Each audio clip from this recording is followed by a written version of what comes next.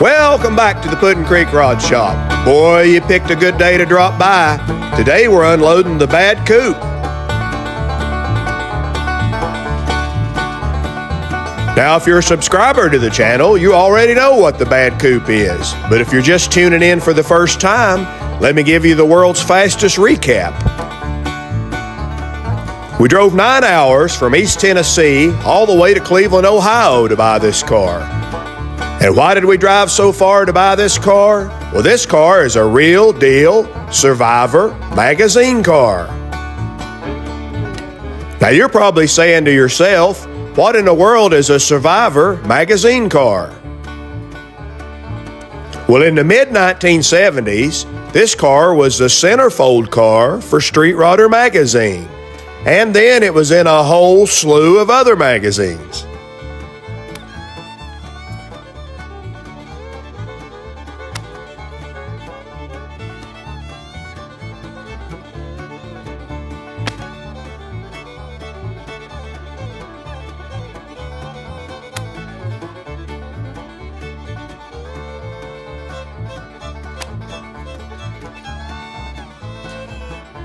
Now, just as the 1970s were morphing into the 1980s, this car evidently got put into storage, and we think it stayed there about 40 years.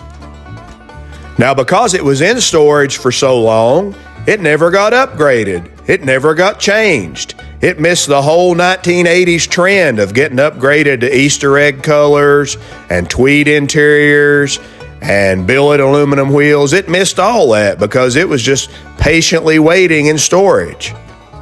So for the most part, this car is almost exactly like it was when it was a centerfold car in the 1977 issue of Street Rodder magazine.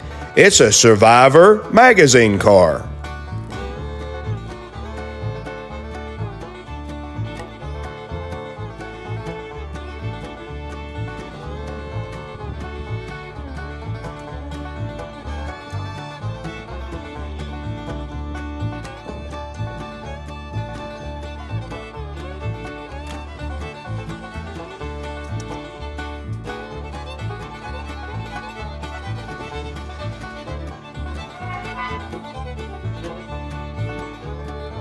Now, the little woman's operating the winch. I stepped off back behind the trailer. I want to see if I can line up the big Goodyear Blue Streak racing slicks with the ramps. I'd like to at least get part of them on a ramp.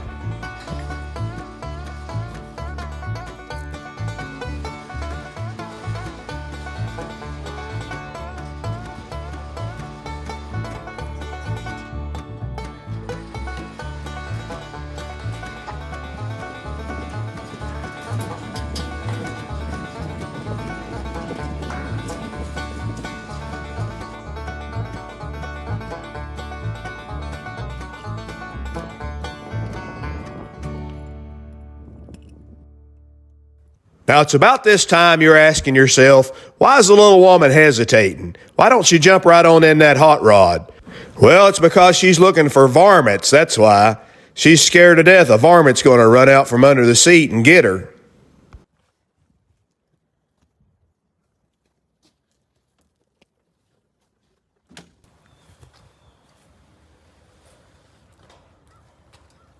Now, as you can see, this car does not run. And it's been sitting in storage for so many decades that there's a lot of rust built up on the rotors and the brake components, so it doesn't roll very good either. Come to think of it, it doesn't steer the best in the world. Maybe I should have brought my lunch today. Just getting this car in the shop might be an all-day job.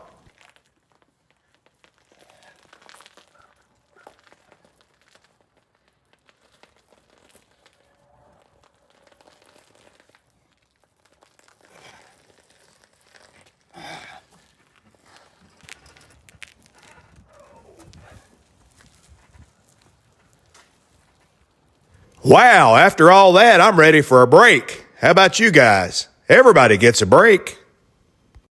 While we were going to Cleveland, the mailman dropped off this package. Now, we've been so doggone busy, we haven't had time to open it up. Let's take a little break here and catch our breath and see what's in this package. Now, this is not something a viewer sent us. This is something that I bought off a guy in California before we left, and I had to pay up for it, but wait till you guys see what it is.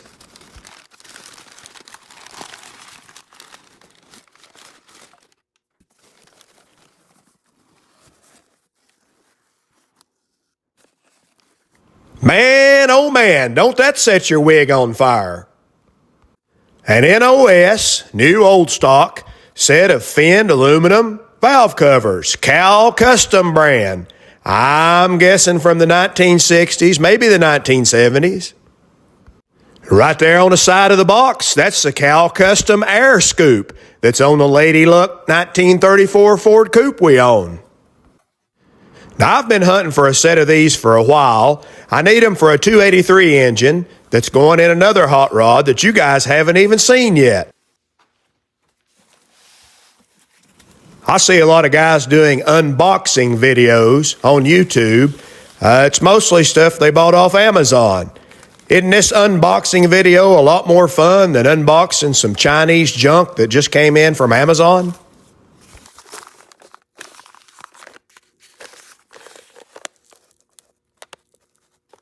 Now, the dates on the newspapers, that'll tell you when these valve covers were packed away. Looks like it was 1997. And check this out, in 1997, you could buy a Nissan truck for $11,999. Now, I'll tell you a story that even tops that one. In 1987, I bought a brand new Nissan truck for $59,995. Not $59,000, $5,900, $5,995. You see, in 1987, your old buddy Puddin' Creek was working 2 jobs. During the day, I was working at the local Western Auto store as a parts counter boy and a tire carrier and a broom and dustpan technician. And at night, I was working at a local factory. So I had a little bit of spending money. Folding money, you might say. Now, I had just graduated high school and was about to start machine shop school in the fall, and I was driving a junk car that tore up about 1.2 times per week, and the machine shop school was 45 minutes from my house. So as you can see, not a good scenario.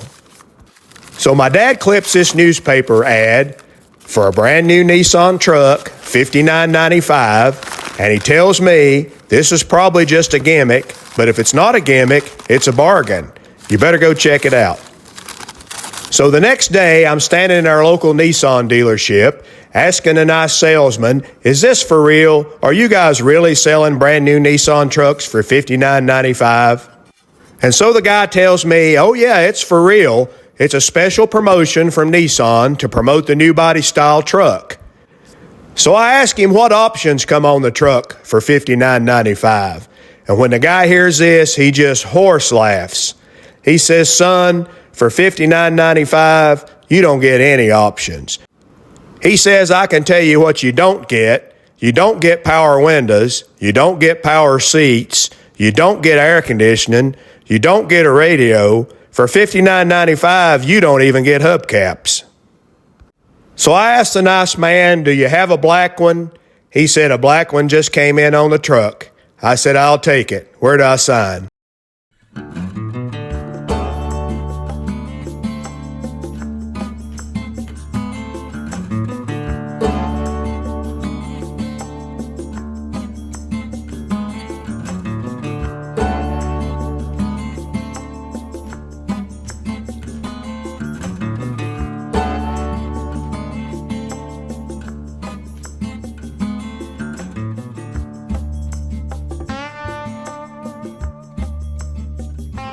Now, I want to go over every inch of the Bad Coupe, including the underside, but to do that, I need to get the frame for the Ojai Coupe off the lift and get the body back on the frame.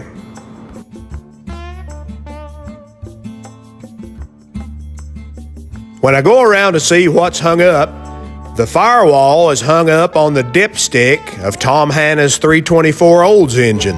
Now we can't have that.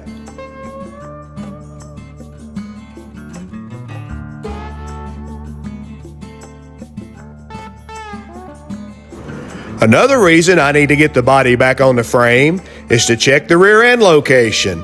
I want to see if the rear wheels ended up centered in the rear wheel wells after I pancaked the rear cross member.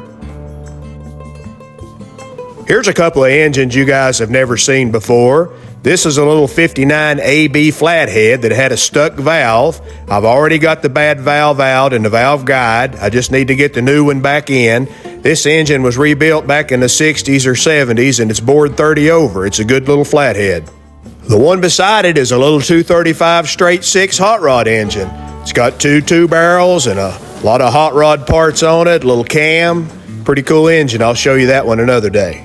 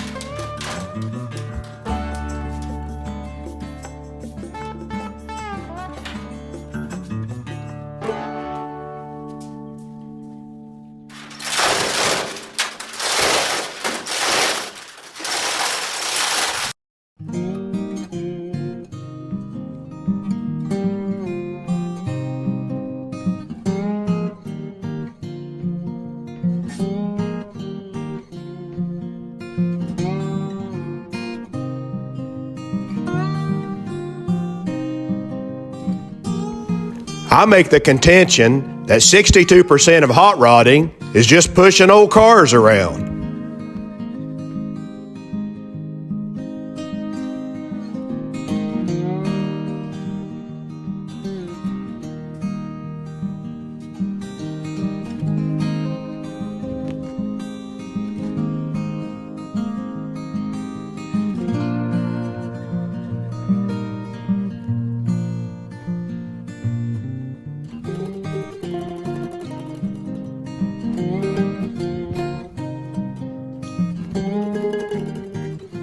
Man, oh man, look at that tire centered up in that rear fender well. All those hours of pancaking the rear cross member have paid off. It's centered almost perfect. I think it could be shifted forward just a touch, maybe a 1/4 inch, but the front end's not been lowered yet, and the front end's going to be lowered drastically. Once I lower the front end, it's going to pivot that side down and kind of make that front gap close up a little. Also, it's still sitting just a little bit high in the back. I probably need to lower it 1 more inch to match up the radius of the tire with the radius of the wheel well. Now that's no big deal. I can just take 1 leaf out of the rear spring, or I can reverse the rear spring eyes. So guys, there's what you get if you flatten your rear cross member in a 32 Ford and then you install a 40 Ford rear end with a stock 40 Ford rear leaf spring. That's how it's going to sit.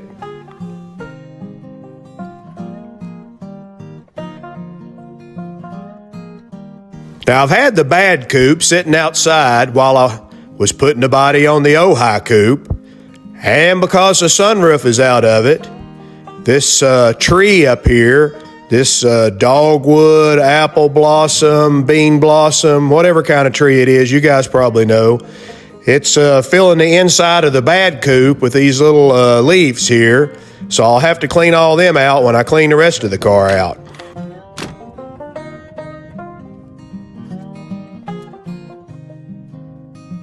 So you're probably asking, hey Puddin' Creek, where is the sunroof for the Bad Coupe?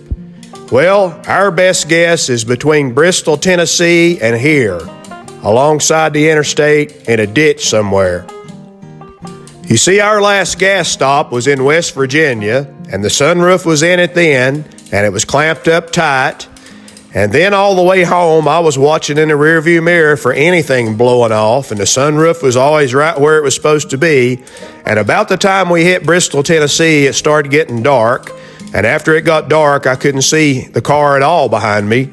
So somewhere between Bristol, Tennessee and Puddin' Creek Rod Shop, we lost the sunroof. Now you're probably sitting in your recliner and you just jumped up and said, Puddin' Creek, you just bought a historical magazine centerfold car and you messed it up before you even got it home? We're so disappointed. Well, I'm disappointed too, but it's not quite as bad as it sounds. You see, the sunroof that was in it was just a piece of floppy blue plexiglass. It didn't really seal or anything. It did have the hardware on it to shut it, but it wasn't the original piece of glass from the 70s. Evidently, somebody many decades ago had broken that glass, and then somebody along the way put a piece of blue plexiglass in its place. So it was going to have to be replaced anyway, so it wasn't as big a loss as it seems like. The sunroof glass measures 15 by 29 and a half. I guess that's supposed to be maybe a 15 by 30 inch sunroof. So if you've got a piece of sunroof glass out of an old sunroof, if you've got a junk Vega or Pinto out behind your house, it's just rusting down to the earth, but it's got a good piece of sunroof glass in it that size, hit your old buddy Puddin' Creek up, I'll buy it from you. Well, here we go. When you look under a car that was built in the 1970s, there's just no telling what you're going to find. Now, the first time that you guys see the underneath of this is going to be the first time I see it. And you're saying, Puddin' Creek, you bought a hot rod without even looking under it? I sure did. You see, Don Moyer had already told me that the underneath had not been cleaned up or restored. It was all just like it'd been sitting in the storage forever, and it had surface rust on it, but the frame was solid. So that was the main thing. That's really all I needed to know.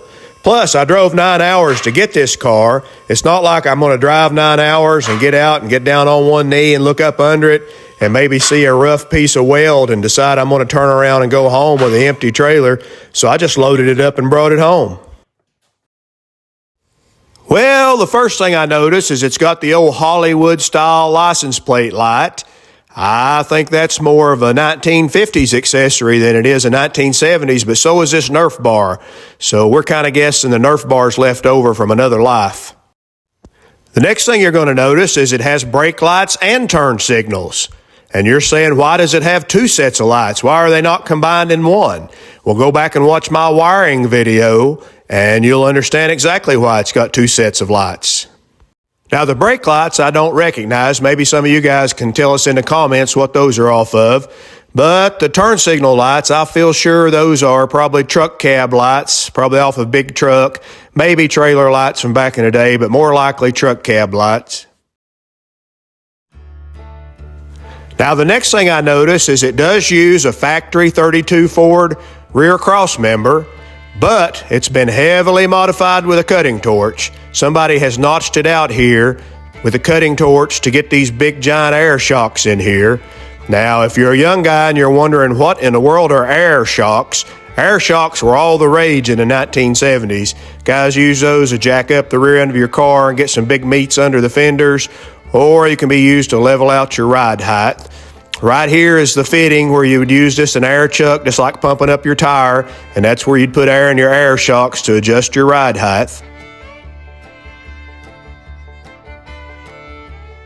Now, I was really impressed by this spacer block that they made to go over top of the leaf spring. Now, I mean, they could have just used a big hunk of rectangular shaped steel, would have done the exact same thing, but they put these radiuses on the side and drilled holes in it, and it's made out of aluminum. I checked it with a magnet. It's a pretty cool piece for the 1970s home builder. Now, check this out, guys. To hang the rear end, they took a set of 1935 or 1936 Ford rear radius rods and just chopped them off and welded a couple of tabs on the rear end there to bolt them to. And then they just used a heavy bolt welded to that for a shock mount. Let's look at the other side here. I think you can even see them a little better over here.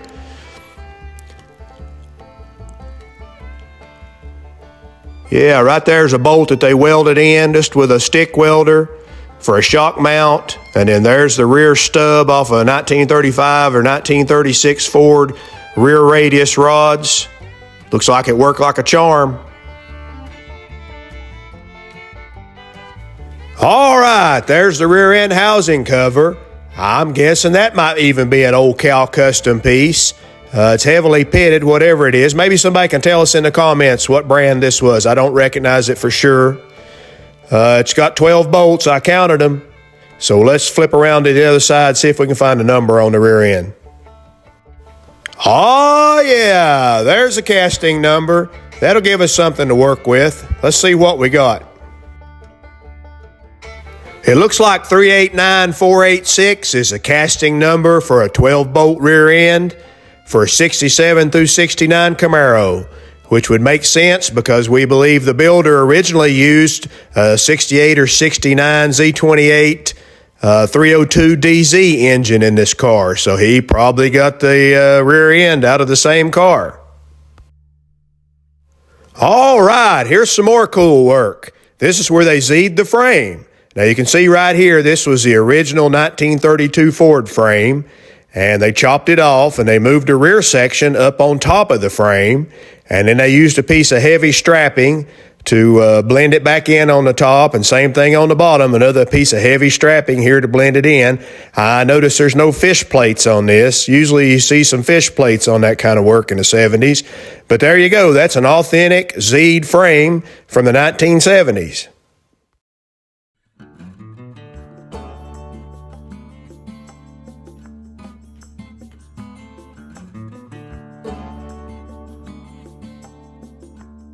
Looks like they used a set of 37 through 40 Ford rear radius rods here. They went right up about this point, heated them and bent them.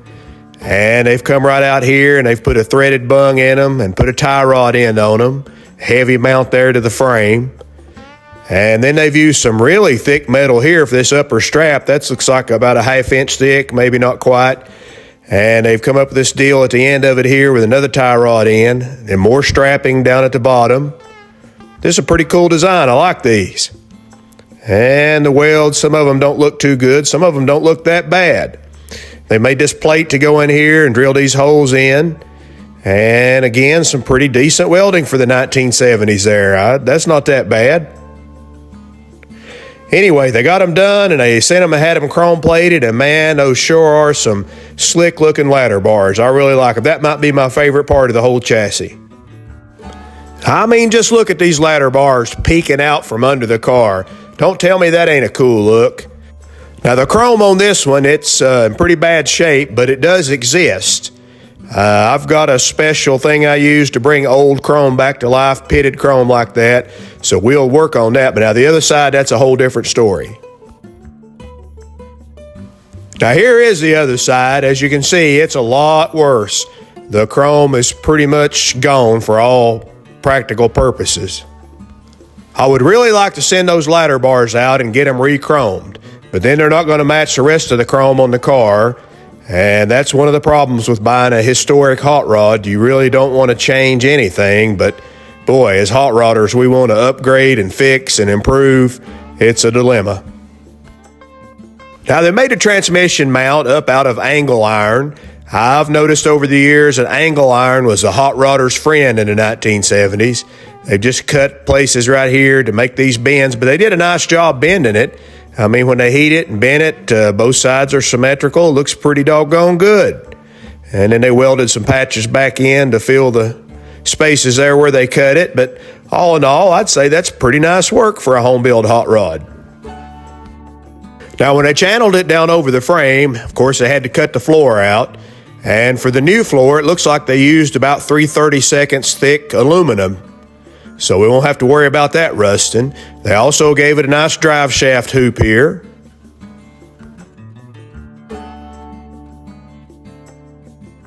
Now we know she's got a 4-speed transmission, but what kind? Looks like it's the old dependable, a Borg-Warner T10. And it's a -1B. 1B designates a cast iron housing.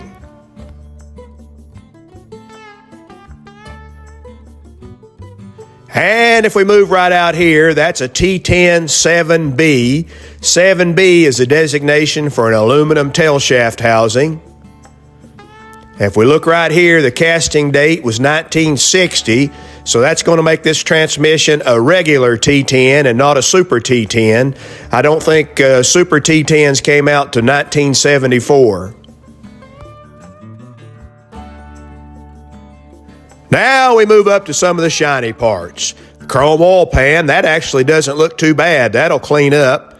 The starter, that's another story. That's pretty rough. Not sure how good I'll be able to clean that chrome up. Now the hairpin mounts, they're about what I would expect to see from a home-built car from the 1970s. All cut out with an acetylene torch and welded up with a stick welder. No surprises there. That's about what I would expect to see. The hairpins, they're pretty nice, and they're not pitted quite as bad as everything else, so I'll be able to clean that chrome up pretty good. The welds look pretty decent on these. They come up here and they come to some homemade bat wings. All that I think will clean up fairly well when I get started cleaning all this chrome up. Look here, they even chromed the pitman arm for the steering. That's pretty cool.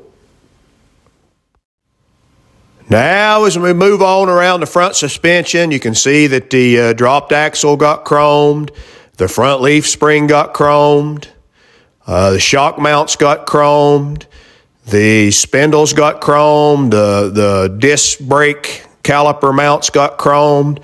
Pretty much anything that would fit in that Kirby vacuum cleaner factory chrome tank got chromed.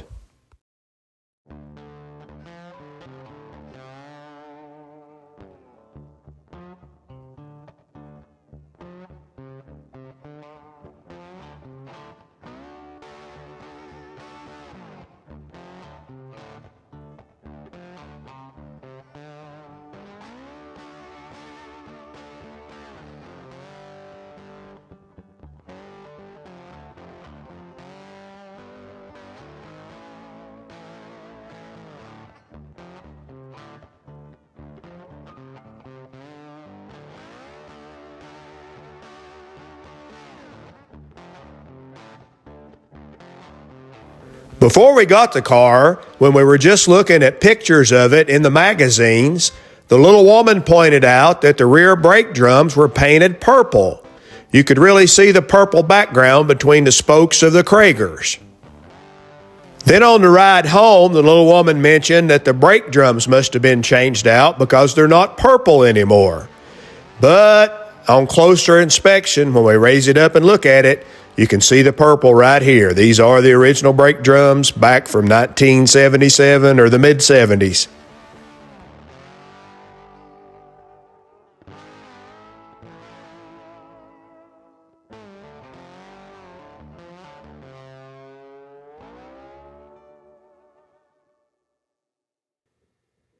Now, you gotta love old window stickers on hot rods. I mean, check these babies out.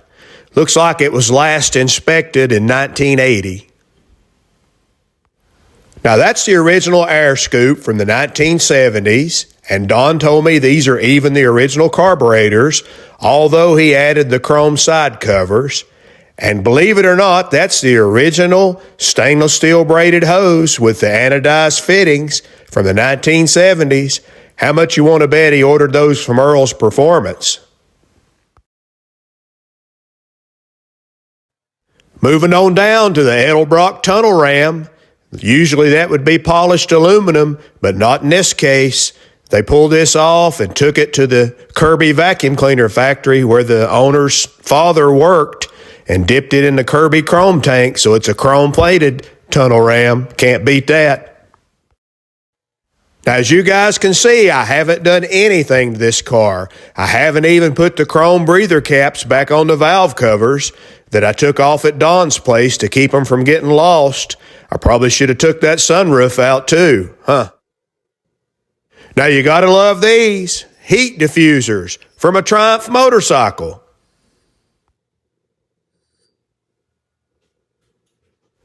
Moving on around, the fan got chromed at the Kirby factory, the fan spacer, the pulleys, the grill shell supports.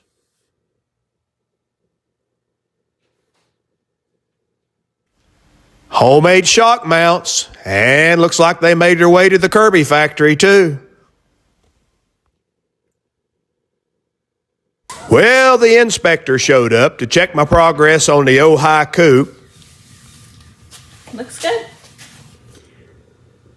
Charles Sherrick has sent us a message saying that he would like to send us a piece of drag racing history.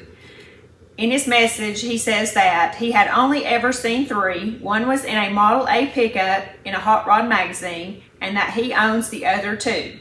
Most people do not know they were used. In fact, he had contacted the company that made it back in the late 50s, and the guy who bought the company did not even know they had made them. Now, I have no idea what this is, and after I open it up, I still won't know what this is, but we'll get to it.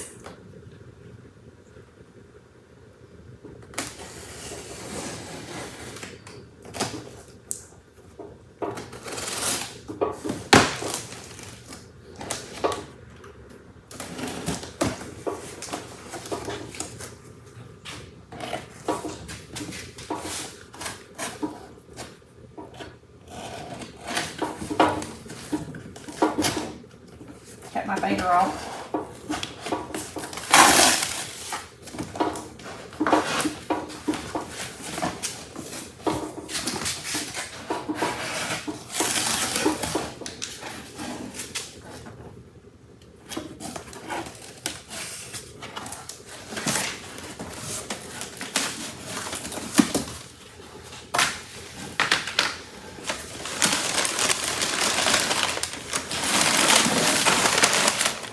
Yes, in fact, I still have no idea what this is. But we appreciate it no matter what. I'm sure that Mr. Pudding Creek will gladly explain it to you. Thank you, Mr. Sherrick. We appreciate you sending us this. Now, boys, what the little woman is holding right there is a quick change without a quick change. It's a lightweight center section used for drag racing. According to Mr. Sherrick, the owner of Marietta Speed Shop, which was a speed shop that was opened in the 1950s and 1960s, the owner of Marietta Speed Shop told him these were made by Cyclone Engineering in California back in the day, and of course were used for drag racing. All right, break's over. Let's get back to our archaeological dig on the Bad Coupe. Now, I have no clue what these front turn signals are off of. I'm guessing they just about have to be off of a big truck. But if you guys know what they're off of, light up my comments.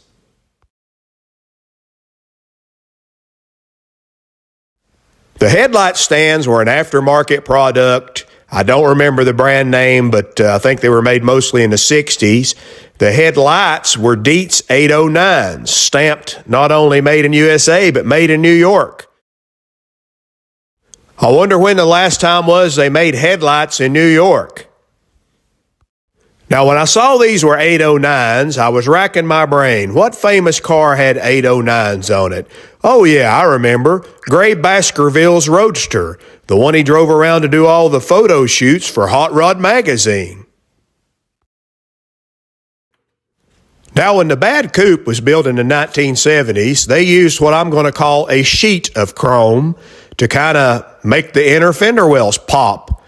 Evidently, that was a common thing in the 1970s because the Lady Luck Coupe, which was built about the same era, uses the same idea. They use these sheets of chrome, I'm guessing probably to cover up something that they didn't want to be seen on the firewall. I'm not sure what it is. I've never took them off. But I'm guessing if you took those off, there's probably some problems behind them. But anyway, they reflect all the chrome on the engine, and that's a 1970s look.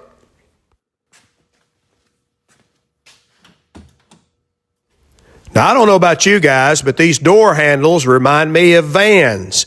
I remember in the 1970s seeing this style of door handle on a lot of boogie vans or just vans in general.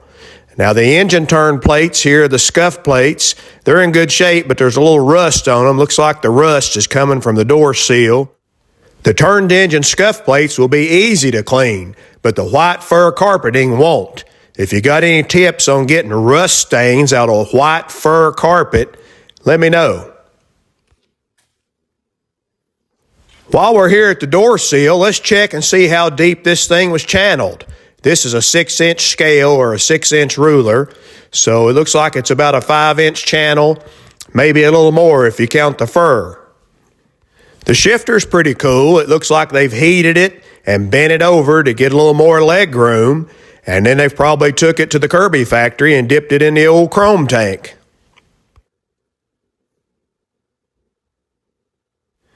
Now, no self-respecting 1970s hot rod would be complete without a Learjet brand 8-track stereo with a Ronnie Millsap tape in it. Now, the question you're probably asking, is this the same company that made the Learjet? Well, it sure is. Not only did Lear invent the 8-track tape player, but Lear also invented the 8-track tape. Bet you didn't know that. In the 1970s, there wasn't anything much cooler than a set of high-back bucket seats. These came out of a Corvette and then got covered in crushed velvet. John Lackner not only put this car in a lot of car shows, but he also drove it to a lot of rod runs. And every time he went to a rod run, he got a dash plaque. And he stuck every dash plaque that would fit right here in the header panel of the car. Now, when we lost that blue plexiglass fake sunroof on the way home, that was no big deal. But I would sure have been upset to have lost all these dash plaques. I'm happy to say I don't think we lost any at all. I don't see any empty spaces.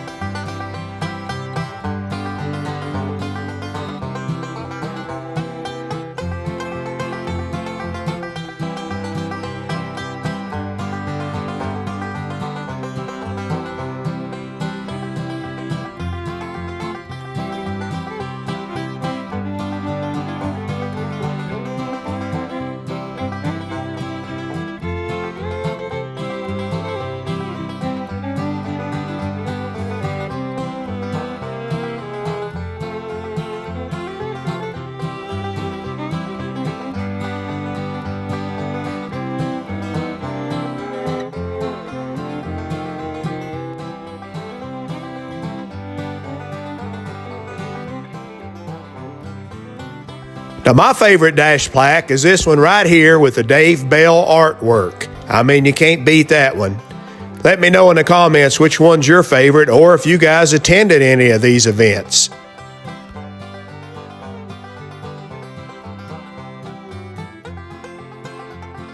Well, that's our show for this week. We sure appreciate you guys coming back every Monday to watch. If you like the show, leave us a thumbs up. And as always, don't forget to subscribe if you haven't already.